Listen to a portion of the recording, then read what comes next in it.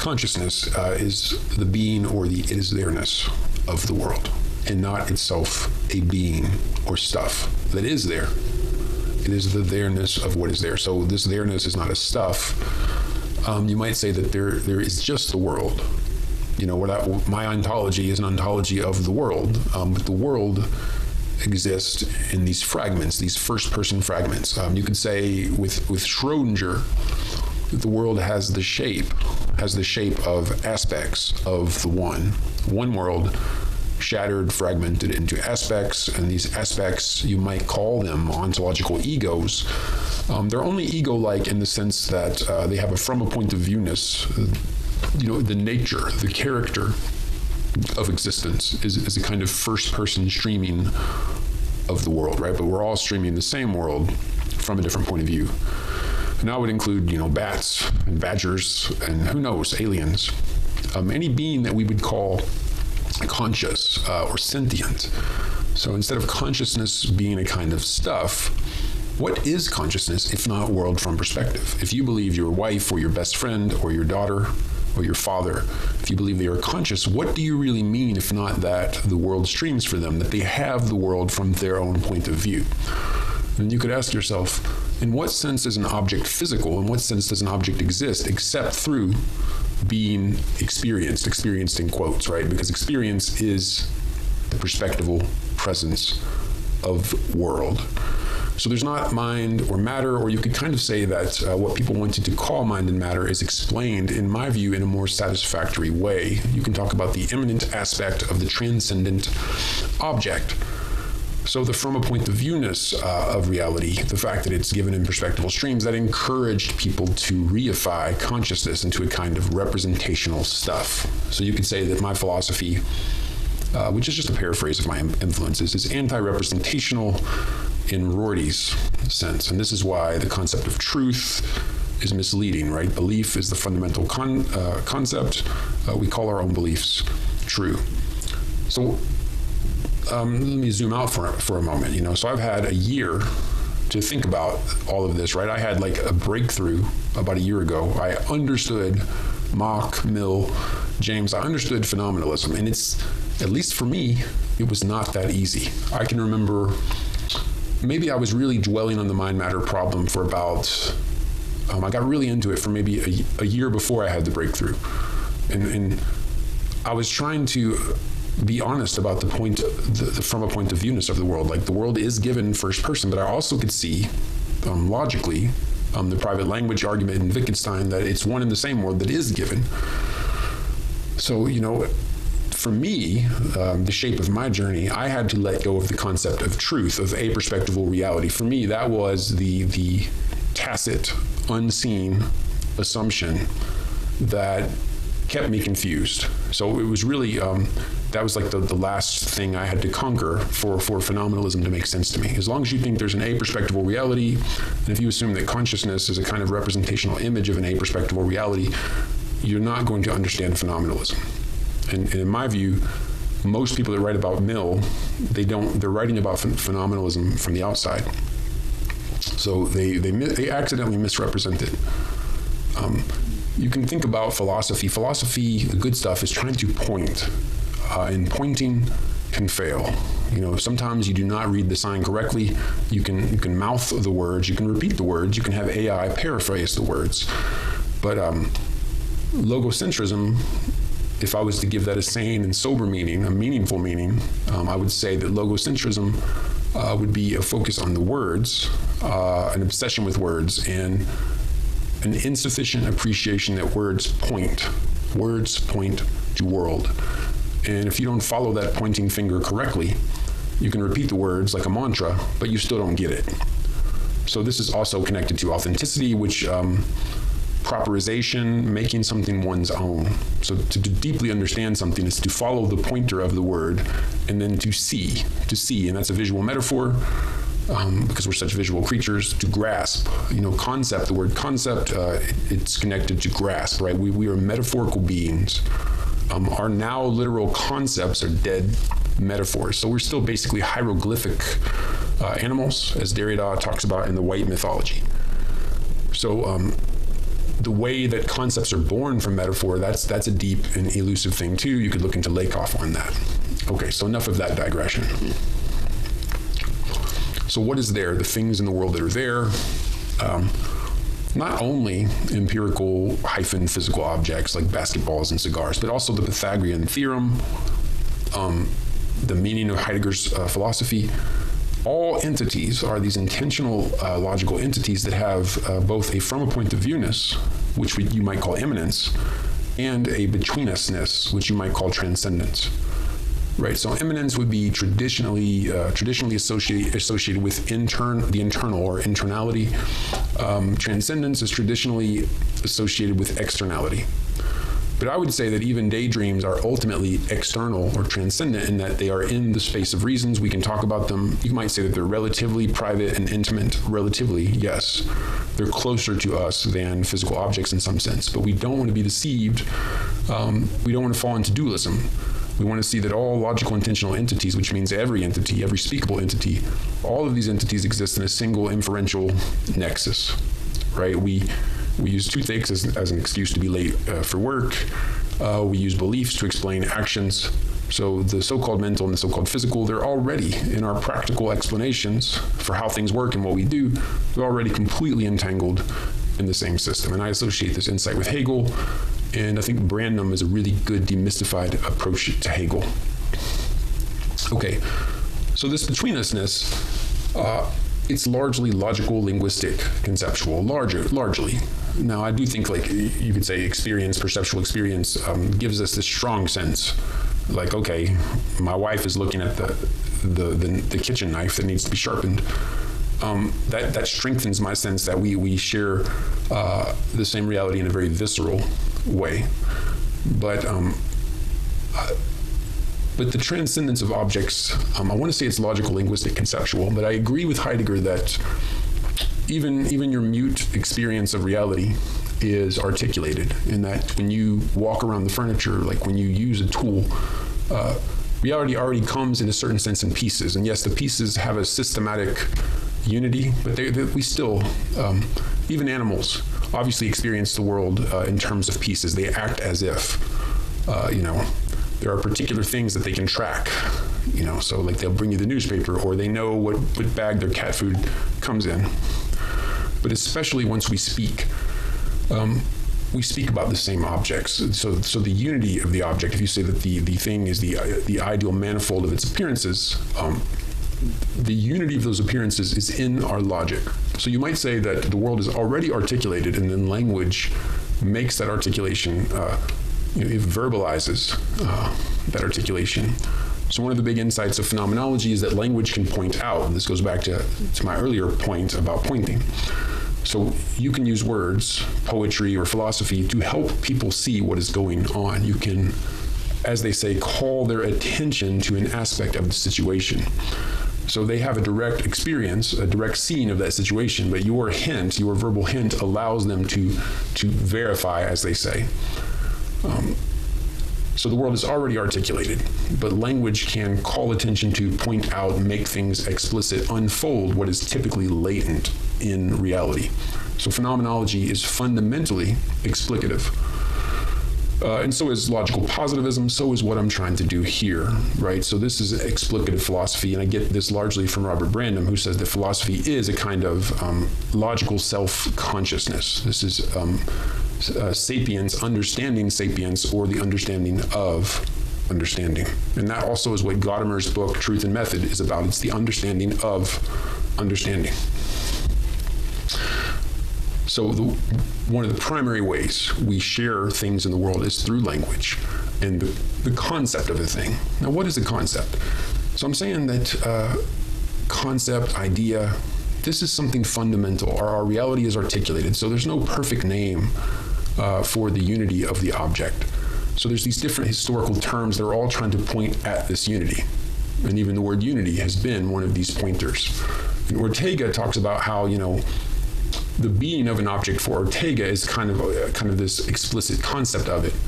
So objects exist before they've been sort of conceptualized or brought into the discourse. They have a kind of nothingness. They're just part of the circumstancing, surrounding environment. We sort of operate, we stand on the ground without thinking about it. So it has a kind of nothingness, but it's a very important nothingness. When something goes wrong, then we have to, as he says, create the being or the concept of the object. We have to sort of draw that object out of what is a kind of abyss of things that we take for granted and rely on. You could say we draw the object out of the horizon or out of the environmental. Then we give it an explicit being that we can think about. So, this is related to Heidegger's discussion of the nothing, the kind of surrounding abyss of the environmental, the horizon. Jaspers talks about the encompassing. Okay, so once we have these articulated, explicated beings that we can talk about, then it's very obvious that we have these shared logical intentional objects. And if you want to say what the world is fundamentally, I would say it's something like this network of logical intentional objects, some of which are physical or empirical objects. And it's not easy to classify like to what degree is a marriage an empirical object. In some sense you could say it's abstract, but obviously it refers to and involves concrete or empirical objects. Okay, let's continue. So this from a point of viewness is sensory emotional, but also linguistic logical as world structuring belief. So from a point of viewness, like when I see a cat, I see a side of the cat, right? The cat appears, the appearance of the cat is relative to, my eyes, the state of my nervous system, and so on. So the cat, in a certain sense, is a system of its faces, and the face of the cat that is present now is a function of my relative position of the cat, and all kinds of things. Maybe I'm colorblind. Maybe I have that really weird form of colorblindness if it's not a myth. Maybe the cat appears in black and white. Maybe I don't have my glasses on and the cat is an orange-black blur. So from a point of viewness that's the sensory. It's also emotional. Like maybe I'm listening to a piece of music and I'm in the mood for it and it's really moving to me, or maybe it's in the background. I'm at the grocery store. It's sort of there, but it's not moving me at all. But someone else in that same grocery store is really feeling it because it's a song that reminds them of some big moment in their childhood. So the same entities can be experienced, like we experience different sides of them, and this also includes our feeling about them, how well we see them, and so on. But from a point of viewness is also linguistic logical as world structuring belief. So for one thing, what Heidegger's work means is largely a function of how deeply you've studied it, how much it resonates with you as a person, and then of course what the world as a whole is to you. That's going to be a function of your own metaphysical beliefs or your beliefs about what's really going on in the centers of power. Maybe there's some scandal at work and it's a he said, she said situation, and some people trust him, other people trust her more. So you can see that perspective goes all the way down. It's on the level of belief, it's on the sensory level, it's on the emotional level. And yet we can share these logical intentional objects that we have completely different feelings about. Like, so an atheist, for instance, they understand the logical intentional object of God. So God exists as a logical intentional object even for the atheist. The atheist would say, okay, but that logical intentional object is not an empirical object, it's not a significant object, it's a superstition. The passionate theist would, of course, say something very different. They can talk about that object in the first place because it's definitely there. It has the fundamental kind of being, which is a logical or signative type of being. And then the debate would be, for instance, whether Bigfoot is real. So this notion of real, this is what you might call the pragmatic empirical notion of real. It's how many people use the word exist. In my own view, this is confusing because I think logical existence is primary. Even a round square exists as a sort of definite intentional object, even though it cannot be realized geometrically, or you could say it's an impossible construction, like a four-sided triangle. You could entitle some noise rock album Four-Sided Triangle. Like it has some minimal kind of logical intentional being, though that would be at the very edge, right? Green ideas sleep furiously. That's a logical intentional object. It would remind people of Chomsky and so on. So the fundamental type of being would be logical intentional objecthood. And then you might want to talk about the nothingness, the abyss of the environmental, as mentioned by Ortega and Heidegger. So that's another reason why people would say that being is not present. I'm not going to get into that too much here. So yeah, the perceived object is present in a perspectival, sensory, emotional way, and because it's recognized as a recognizable, speakable entity in the space of reasons. So I can tell my friend that I saw Katie driving in a red Honda. So, I argue that the transcendence is at least made explicit through, the recognition doesn't have to be verbalized, right? But to recognize it as an entity it's already transcendent. So even if you don't say what is the case, your sense of what is the case is already articulated. So you can either call belief this pre-verbal articulation, or you can save the word belief for the verbal putting it into words of the articulated situation. That's just a matter of preference. But the main thing to see is that we share this articulated world, and we sort of immediately understand objects to be shared. And we would be surprised. It would be an exceptional situation if there was a tree that we could see across the river and all of our friends say, hey, there's no tree there. Then we might classify that logical intentional object as a hallucination.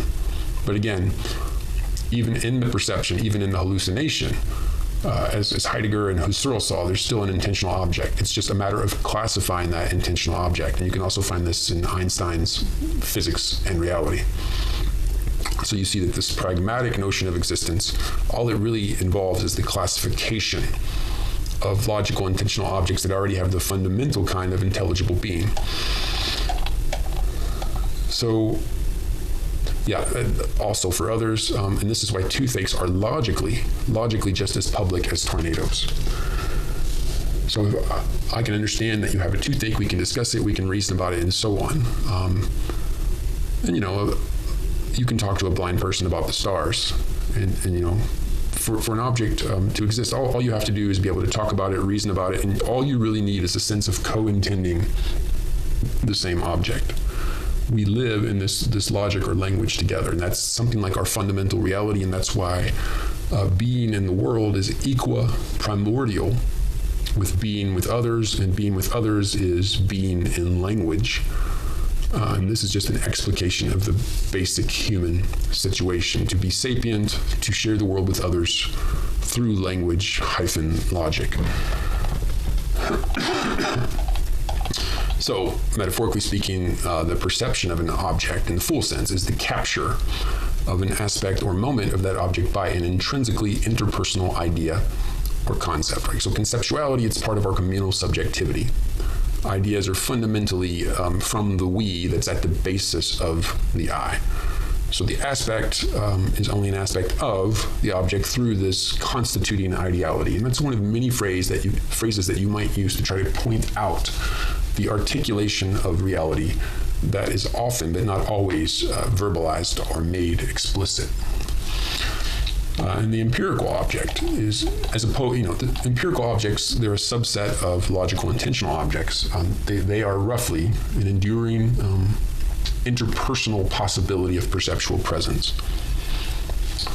So I don't expect to see the Pythagorean theorem itself. I may see proofs of it that are themselves an empirical object. But if I'm talking about Linda's red Honda Civic, that's a particular empirical object that I think it's at least possible for me to see. And now, if I'm blind, I think maybe it's possible for me to touch it, sit in it, smell it, etc. Right? But basically, this is an explication of the meaning of an empirical or experiential object, and that meaning refers to the possibility, at least, of perceptual presence. And so, hypothetical mountains on distant exoplanets are experiential or empirical objects. So even though no one has seen them, we can speculate about them. And to the degree that they're meaningfully empirical, they're understood, I say, as possibilities of perceptual presence. So this is just a restatement. Objecthood in general requires only a co-intending, for lack of a better word, or as one pointer among others. So all of this philosophy is a pointing. So I would say, look to your own experience. Look to what it means for you to discuss any object with others. So all of these logical intentional entities are transcendent, which really means between us, right? The transcendent object, it goes beyond, that's the etymology, it goes beyond just me. Even my toothache is something that other people can discuss in my absence and use to explain their behavior or to explain my behavior. So you could say that language is the essence of our communal subjectivity, and these are just pointers. None of these words are magic words. There's no final, perfect terminology. And I will digress for a moment. So, Derrida, from Claudius, the largely forgotten Claudius, he took this concept of logocentrism, which is word centrism or reason centrism. But Derrida tried to say that phonocentrism was an example of logocentrism. Now, I don't think this is quite right, because phonocentrism is the prioritization of spoken communication. So I think when people speak, there's this ephemerality of the words. I think it's more obvious in some sense that the words are pointers.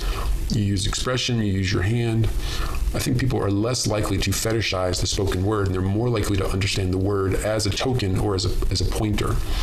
So Hobbes said that words are wise men's counters, but the money of fools. So in some sense, you could say that he was a great critic of logocentrism. Words are the money of fools. So you can repeat mantras and you can have the AI regurgitate paraphrases, but in the end, you have to properize, you have to assimilate, you have to make these pointers your own, you have to follow the pointing finger to the pointed at aspect or situation. So logocentrism, one way to understand it is as people who obsess too much over the pointer and they don't pay enough attention to what's being pointed out. And this is how maybe authenticity, the theme of authenticity, plays an important role in phenomenology and existentialism.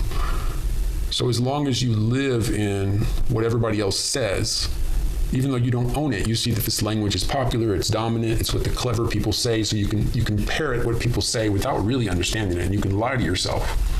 We're all tempted by our own vanity to exaggerate how well we understand the supposedly profound statements of the great thinkers, right? So we live in that kind of inauthentic mystification. So, I think Heidegger is trying to point out the primal life stream, and Ortega too, like life itself, your life for you is fundamental, mine for me. So whatever I understand, I have to understand. I have to make it my own. So I have to follow the pointers myself. I'm in that water. I have to swim. You have to swim. And one of the things Heidegger goes into is there's this sort of phony solicitude where you take people's freedom and responsibility away from them. And in a way, you keep them in a childlike state. And that's good if you want them to be your customer, if you want to be their guru, if you want to control them, and so on. But, this would be like the edgy part of phenomenology. Since phenomenology points, it doesn't, we're not computers. You don't just download the knowledge. The words themselves, they're tools, like signs, and these pointers have got to be followed. They've got to be properized or made one's own. So in my view, like Derrida, his critique of phonocentrism, there's this famous passage in Plato, I think it's in the Phaedrus, Thoth, the god of writing, comes to the king of the gods and says, hey, look, I've invented this writing. It's really cool. But the god, the king of the gods, he's like, I don't know. And he talks about all the bad side of written language, which would be fetishization of scripture, the failure of memory. The text cannot defend itself, right? But if I bring you the thought in the forum and you and I talk, we can both get a sense of how much each of us possesses and has made these words their own. Like, do these words point? So that's why I say that phonocentrism is itself, properly understood, anti-logocentric. So even though I think the critique of phonocentrism in Derrida is interesting, to the degree that it empties the subject, I think that's that's what's good in Derrida's critique. I do not think it makes sense to identify logocentrism with phonocentrism. Okay. So an important point, the I that discusses itself is not essentially personal. Rather, the personal I is primarily social. We think. We doubt, therefore we are. The I is basically a we, so the I is a modification of the we. So we have to learn language, be enculturated. We have to sort of absorb the common sense of our age. And that enslaves us in some ways, that cripples us, but it's also what enables us to question that very enculturation. So philosophy is something like the self-critique or the self-contradiction of what Dreyfus calls the one. And this one is the anyone or the no one or the generic personality of the culture. So I am primarily my own generation. And you could say stuff like my locale, my class, my gender. Like, I start as a largely generic human being. You know, I'm shaped by my enculturation. And then you could say that the more critical, the more philosophical I am, the more that I take this inheritance and I turn it around against itself, right? So I use my inheritance to question that inheritance. So we never start from zero, we're always thrown. But this thrown projection can sort of turn around on itself. And then philosophy as a kind of logical self-consciousness or cultural criticism would be something like the cat trying to catch its own tail. This would be what we fundamentally are, these thrown beings that are, in some sense, turned back around on ourselves, trying to edit ourselves. So we're kind of like self-modifying code, but we're also inherited code. So there's no such thing as the lack of a standpoint, the lack of bias, right? So the language that we speak, the language that allows us to think, you might say that it is loaded with superstition or prejudice, but we are constituted by prejudice. But we've inherited this Enlightenment tradition of autonomy and of unlimited questioning. So we have the generic Western spirit turning back around on itself, critiquing itself, and that itself has become part of our inheritance. So we, in some sense, are the current incarnation of a philosopher that's been alive for 10,000 years, 20,000 years. Metaphorically speaking, you find this in Hegel and Ortega. So we are like thin clients. We are the continuation of an inherited self-referential computation. Okay, so that's all in this paper, and that's a pretty long video.